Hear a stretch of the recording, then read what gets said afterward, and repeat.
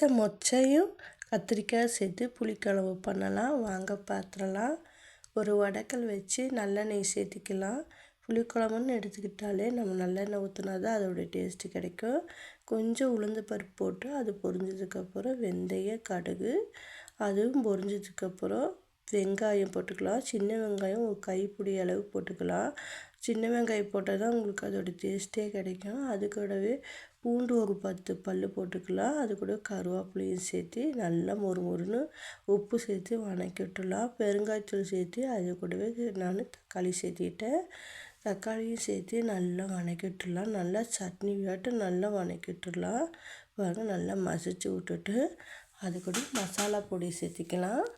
நான் சாம்பார் பொடியும் மஞ்சத்தூள் புளிக்குழம்பு பொடியும் மிளகாத்தூளும் சேர்த்துக்கிட்டேன். சாம்பார் பொடி பார்த்திங்கன்னா வீட்டில் அடித்த பொடி தான். அது கூடவே சேர்த்து நல்லா பச்சை வாசம் போகிற அளவுக்கு வதக்கி விட்டுட்டு அது கூடவே கத்திரிக்காயும் மொச்சையும் சேர்த்திக்கலாம். சேர்த்து ஒரு வதக்கிட்டு தண்ணி ஊற்றி வேக வச்சுக்கலாம். தண்ணி ஓரளவுக்கு ஊற்றிட்டு மீடியமாக வச்சு சிம்மில் வச்சு ஒரு 1/4 மணி நேரம் விட்டிங்கன்னா நல்லா மையாட்டு வெந்துடும். அதுக்கப்புறம் நம்ம அது கூடவே தேங்காய் அரைச்சி ஊற்றிக்கலாம். பாருங்கள், மீடியமாக வச்சாச்சு, தண்ணியை சேர்த்தியாச்சு, மூடி போட்டு 1/4 மணி நேரத்தில் பார்க்க நல்லா வெந்துருச்சு.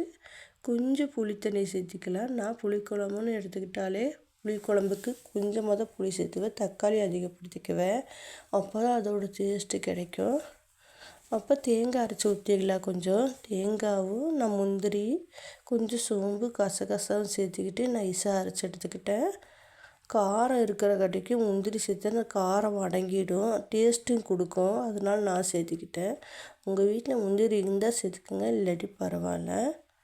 இப்போ தேங்காய் அரைச்சதை அது கூடவே சேர்த்திக்கலாம். கொஞ்சம் ஜாகிலையும் தண்ணி ஊற்றி நல்லா கலக்கி சேர்த்துக்கலாம்.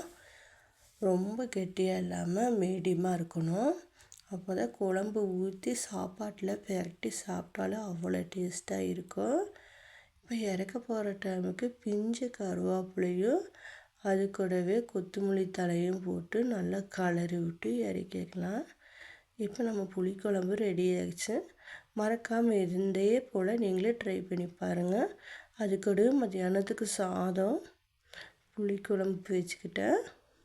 அது கூட ரசமும் கோவக்காய் பொரியலும். மறக்காமல் எங்கள் சேனலுக்கு சப்ஸ்கிரைப் பண்ணுங்கள். பாய் மக்களே.